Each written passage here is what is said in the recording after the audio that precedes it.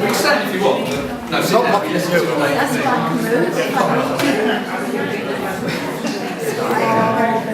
Okay. Order. My glamorous assistant with me. I'm just going to say a few words. I timed this last night and it's not too long.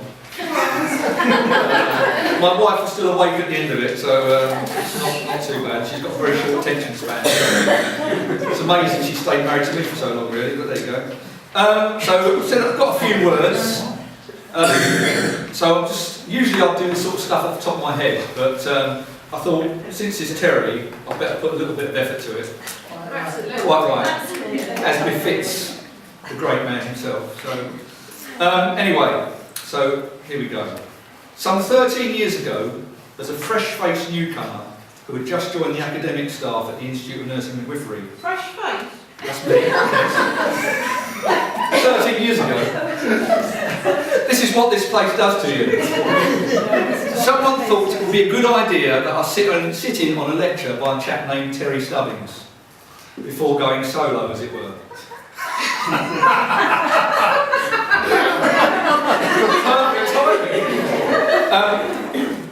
I already had plenty of previous teaching experience elsewhere, but had never taught student nurses before, so I readily agreed. Let's just say that Terry's approach to teaching the cardiovascular system was a little different. Before the session had ended, he'd been running up and down the corridor outside, or was it up and down the stairs, I'm not sure, and had demonstrated various forms of respiratory distress. Follow that, as they say. The students loved it, and clearly loved him too. It therefore seems quite appropriate that I'll be teaching alongside him again tomorrow, for his last ever teaching session. Aww. It's almost as if we've come full circle, and these past few months working closely with him have not only been a pleasure, but a privilege. To be honest, I'm not entirely sure how much teaching, let alone learning, will actually take place, but we'll give it our best shot. I'd like to think that we are the Watson and Crick of teaching, who first unravelled the structure of DNA, for those of you who don't know. But instead we've been compared to other great double acts. Morecambe and Wise, Laurel and Hardy, Hinge and Brackett, and even the Chuckle Brothers. Fortunately, no one has yet mentioned the Crankies, but I'll leave it to your imaginations to guess who is who. There is, of course, a recurring theme. Being the Chuckle Brothers, so that would be a compliment. That'd be right then. There is, of course, a recurring theme, namely humour. Not only is Terry one of the most modest, kindest, diligent and dependable human beings I've ever had the pleasure to meet, he's also one of the funniest, albeit not always intentionally. There are certainly going to be a fewer laughs at coffee time without him, and his annual, deeply satirical pantomime scripts were very much an Eastbourne Christmas institution, and woe beside they fall into the hands of anyone at Falmouth. As Terry's retirement date approached, I thought it might be a nice idea to set up a Facebook group for him, the Terry Stubbings Appreciation Society, so that past and present students and colleagues alike could post messages of appreciation and also recollections of Terry. People talk about the power of social media, but I could not have imagined the response from all four corners of the globe. He is clearly very fondly remembered and deeply loved. There are currently 900 members of the group. On the screen behind me, you may have noticed a PowerPoint presentation. Oh, has it gone? Poor timing, isn't it? There you go. Start it off again, Terry. Come on. Glamorous assistant. When I rehearsed this last night, we didn't have any technical hitches. Hey. Remind you of anybody? There you go. Where was it? Yes, so just this once, I'm sure it's not death by PowerPoint. Not surprisingly, many students have fond recollections of Terry's songs. David Bowie may have been the Thin White Duke, but we had our own. As Terry sang his song Pain to the tune of Bowie's Fame. And believe me, it was painful. Then there was his appropriation of Paul Simon's 50 Ways to Lose Your Lover, or in Terry's version, Your Liver. And by chance, I've got the lyrics.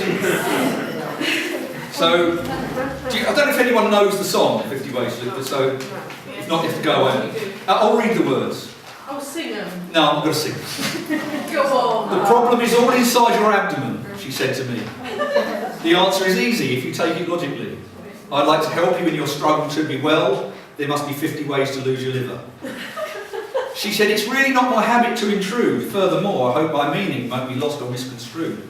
But I'll repeat myself at the risk of being crude. There must be 50 ways to lose your liver. 50 ways to lose your liver. He's got the chorus. Hepatitis A, Ray.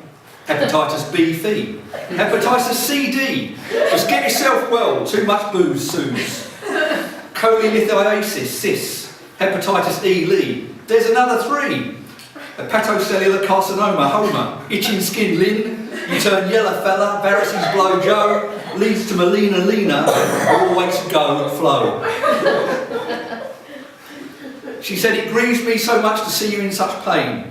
I wish there was something I could do to make you well again.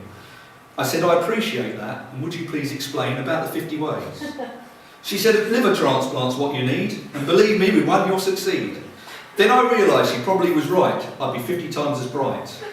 When they gave me a new liver, then I'll give up the booze, Suze, write a new play and stand, live healthily, Lee, and get myself free.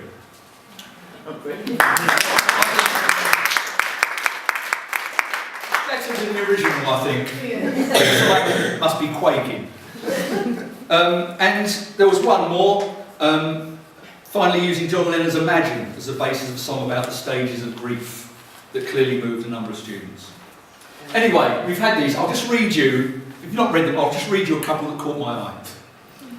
My first memory of Terry is walking into a classroom where he was sitting on a chair with what looked like yoghurt on his jumper. He sat there in silence as the room filled with students and had a slight lean to the right. The whole class was confused and we talked amongst ourselves while Terry sat totally still. I think he was trying to teach us how to identify someone having a stroke. And another. Yeah, they let me sit there in wet underpants. We were all sitting in a lecture just after lunch and Terry was covering fighting infection. Terry went on to demonstrate what white blood cells do. He eyed up our water bottles that were sitting on their desks by our laptops and notepads. Terry was a white blood cell. So he ran around the room and knocked over the bottles, which were the antigens. Unbeknown to Terry, one of the students hadn't screwed their bottle up. Water everywhere. The funny bit was that Terry had no idea. And finally, here's one posted by Mark Radcliffe, who many of you will know. And I think it sums Terry up perfectly. And it's a bit long, but bear with me. So I'm sitting at this thing on the seafront, a year or 3 ago now.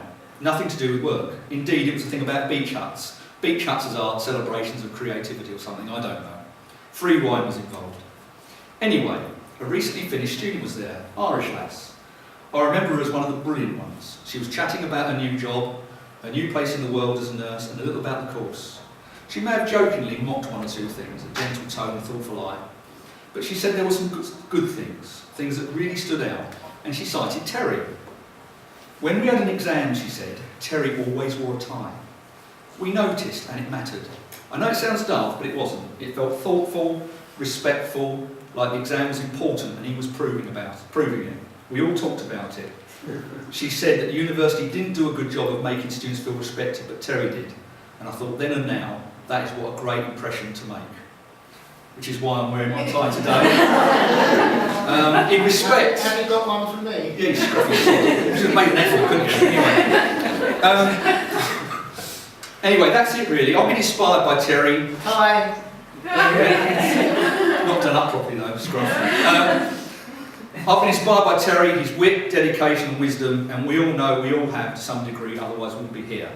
I'm sure it's not merely for the free food. So in recognition of everything Terry's achieved, I'd like to present him with this small token of recognition. And you've got to open this now, in front of everyone. I will. Can you manage that? Without dropping it or anything? Or? It's great if I do so. No, we deliberately got something that was Terry-proof. Was Terry, well we think. We get a refund.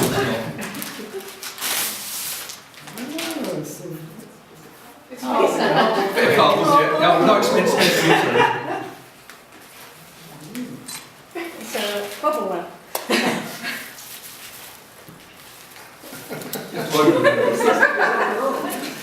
Gotta hold it up, Terry. It's just where I'm going to...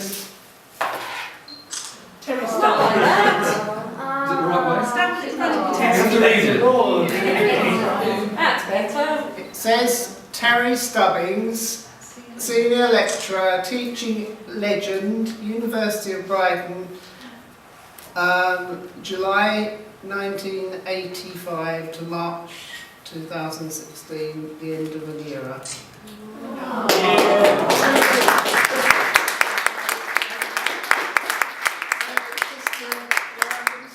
No, I think that's well, you can leave the screws when you get home. Before I forget, there's just one more thing. As well as setting up the Facebook group, a fundraising website was also set up to allow all those people to donate towards a leaving gift for Terry. That site raised a total of £700 and 5 pence. In addition to the real money that Heather and Manira collected at Eastbourne and Falmouth respectively. So the grand total of £885 and 45 pence. Oh my God.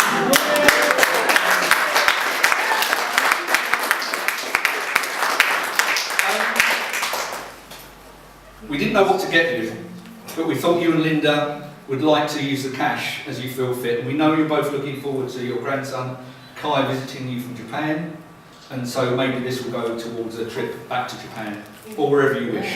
And no, Linda isn't here, but I trust you won't go home and tell her that all you got was a stupid blue plate.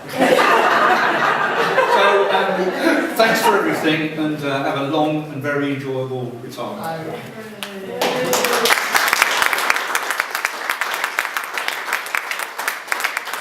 As they say, follow that.